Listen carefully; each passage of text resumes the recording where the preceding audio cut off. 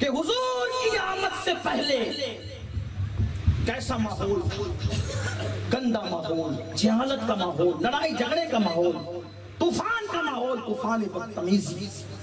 تو لوگوں نے دیکھا لوگ بچیوں کو زندہ دفن کرتے ہیں. تو اللہ سے کہا اللہ کسی کو بھیج. اب وہ جانتے نہیں تھے کس کو آنا ہے. تو کوئی کہتا تھا اللہ آدم کو بھیج. کیا کہہ رہے تھے؟ آدم کو بھیج. کسی نے دیکھا نہیں ماں کے ساتھ ظلم ہو رہا ہے، کسی نے کہا نوح کو بھیج. کسی نے کہا عورتوں پہ ظلم ہو رہا ہے، اللہ یوسف کو بھیج.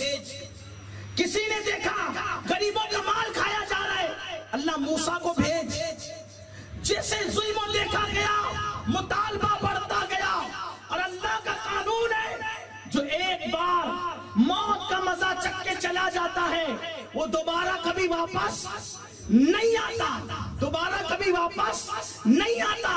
اب مانگنے والے کوئی آدم کو، کوئی نوح کو، کوئی موسیٰ کو، کوئی داؤد کو، کوئی ایوب کو، کوئی یوسف کو الگ الگ مانگ رہے تھے. اللہ کی شان، اللہ نے کہا ان کو تو نہیں بھیجوں گا کیونکہ میرا قانون ہے جو ایک بار واپس آ گیا دوبارہ نہیں جائے گا، لیکن تمہارے سب کے مطالبے پورے کروں گا.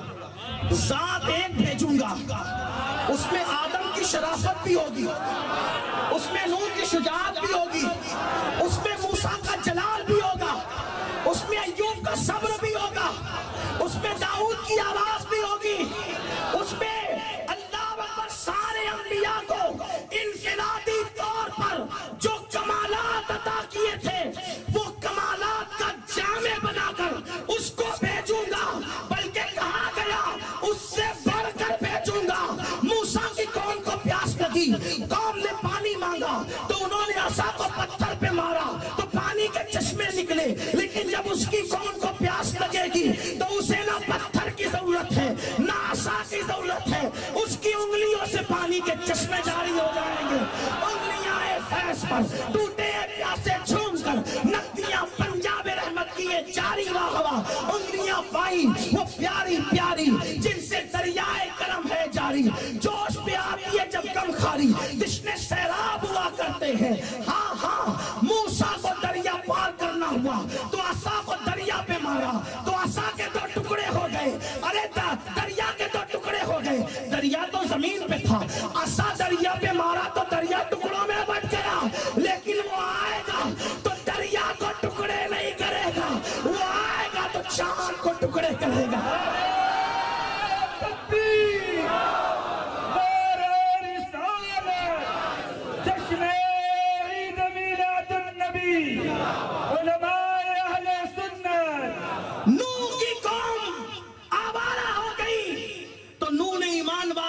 کشتی بنائی.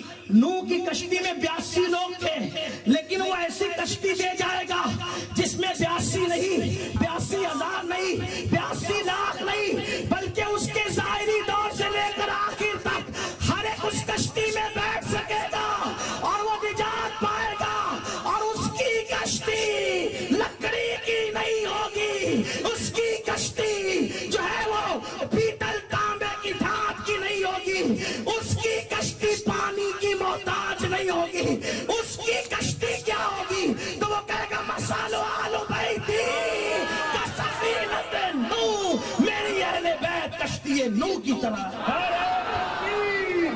وہ بھی کشتی دے جائے گا اور وہ ایسا حسن والا ہوگا کہ حسن یوسف اس کے دروازے پر حیرت کے ساتھ اس کے حسن کو تختہ ہوگا. اسی لیے مولانا جمیل الرحمان کہتے ہیں کیا حسن ہے، کیا حسن ہے، کیا حسن ہے اے سید ابرار تمہارا. اللہ بھی ہے طالب دیدار تمہارا، اور کیوں دید کے مشتاق نہ ہو حضرت یوسف. اللہ کا دیدار ہے دیدار تمہارا. پھر زمانہ مانگ رہا تھا کسی کو، پھر آنے والا کہتا ہے وہ آئے گا، وہ آئے گا، وہ آئے گا، وہ آئے گا. آدم آئے کہنے کے لیے وہ آئے گا، موسیٰ آئے کہنے کے لیے وہ آئے گا، نوح آئے کہنے کے لیے وہ آئے گا، داؤد آئے کہنے کے لیے وہ آئے گا. لوگ کہتے ہیں انبیاء اس لیے آئے، اس لیے آئے، اس لیے آئے. میرا مسلک عشق و محبت یہ کہتا ہے انبیاء کیوں آئے تو کہتے ہیں رسول انہی کا تو مژدہ سنانے آئے ہیں، انہی کے آنے کی की धूमें मचाने आए हैं। जो चाहेंगे जिसे चाहेंगे ये उसे देंगे, करीब है ये खजाने लुटाने आए हैं। जब सुना वो आएगा, वो आएगा, तारीफें सुनी वो आएगा।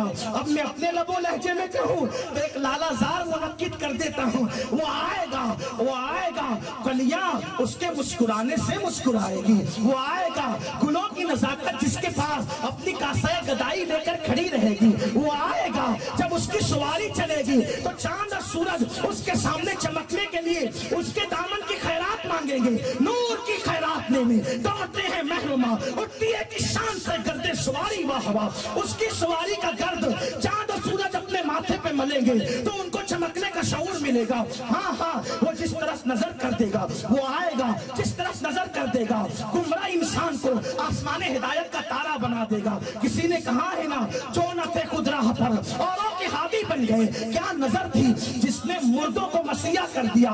मसीहा आए थे ईसा, मसीहा आए थे ईसा, मसीहा आए थे ईसा। तातानिया वालों नबी की मिलाद बयान कर रहा हूं, तवज्जो करना। अल्लाह अकबर, ईसा मसीहा थे, लेकिन ईसा वो मसीहा थे जिसने मुर्दा जिंदा किया। मुर्दा जिंदा करना मौजज़ा है, लेकिन मुर्दे को मसीहा बनाना ये सिर्फ आमिना के लाल का